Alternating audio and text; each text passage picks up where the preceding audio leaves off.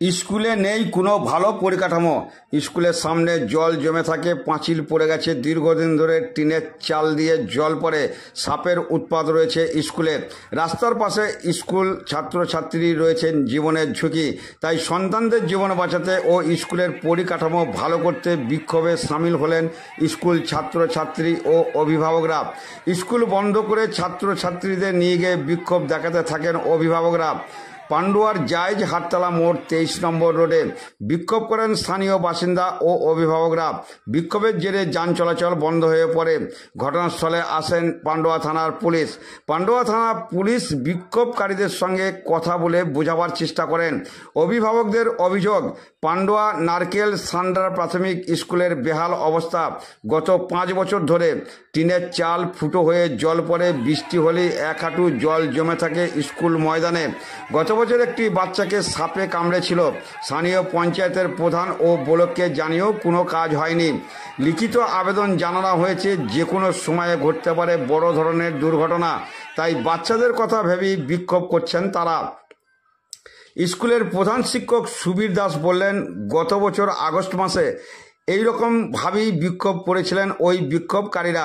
সেই সময় joint video এসেছিলেন, লিখিতভাবে কি করা হবে সেই সিদ্ধান্তও নেওয়া হয়েছিল। তারপর আর কোনো কাজ হয়নি।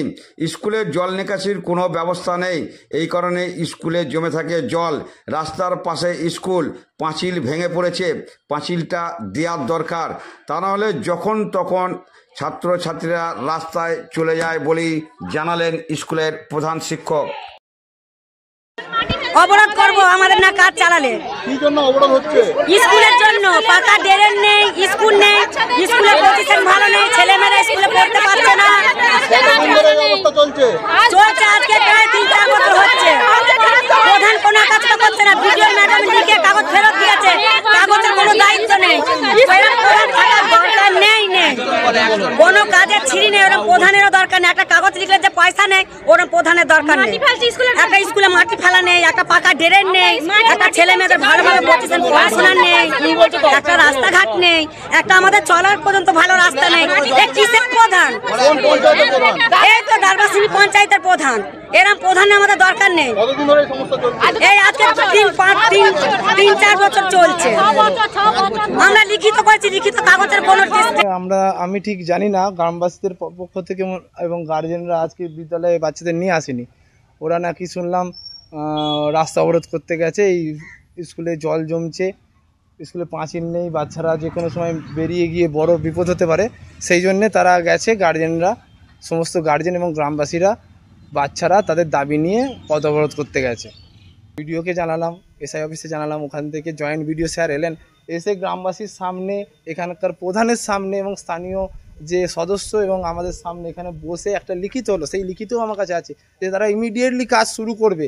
এখন টেম্পোরারি একটু খুঁড়ে দিল, জলটা বেরিয়ে গেল, তারপর কিচ্ছু 1 বছর হয়ে গেল, গত বছর আগস্ট মাসে হয়েছে। আপনি এই স্কুলের প্রধান শিক্ষক, আপনি কি চাইছেন?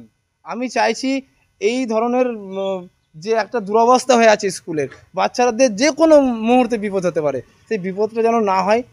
একটা পাঁচিলের ব্যবস্থা, একটা পাঁচিল হলে আর এই জল নিকাশির ব্যবস্থাটা যদি হয়ে যায়, তাহলে আমাদের বিদ্যালয়টা বেঁচে যায় এবং বাচ্চাদের এই যে কোনো সময় যে বিপদ, সেই বিপদের ভয়টাও কেটে যায়। আপনার নাম?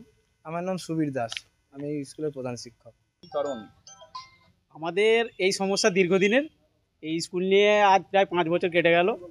মানে কোনো দিক দিয়ে এমন কোনো কাজ নেই, বা কোনো কাগজপত্র সব জায়গাতেই জমা দেওয়া হয়েছে, কোনো কাজই হয়নি, যার জন্য আজকে পথ অবরোধ করা হয়েছে।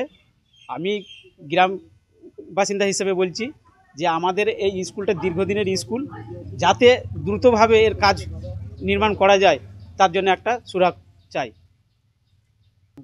হ্যাঁ, অবশ্যই। এর আগের বছর একটা বাচ্চাকে সাপে কামড়েছে এই বর্ষার সময়তেই। বৃষ্টির জলে পুরো একদম এখানে জল ভর্তি হয়ে গেছে। এর জন্য সাপ বাইরে থেকে এসে স্কুলের মধ্যে ঢুকে বাচ্চাকে কামড়ে একটা বাচ্চা মারা গেছে, বুঝলেন তো। আর প্রধানকে জানিয়ে কোনো কাজ হয় না, কেন প্রধান এই কাজে আসে না, উনি ওনার কাজে ব্যস্ত থাকে। প্রধানের বাড়ি কোথায়? প্রধানের বাড়ি এই বুথেরই প্রধান। উনি এখান থেকে যাতায়াত করেন? হ্যাঁ, আমার এখানেই বাড়ি। উনি এখান থেকে যাতায়াত করেন? হ্যাঁ, যাতায়াত করে, সবই জানে, সবই দেখেছে। প্রধানের নাম কি? জয়নাবা খাতুন। আপনার নাম? আমার নাম প্রদীপ বাউল দাস।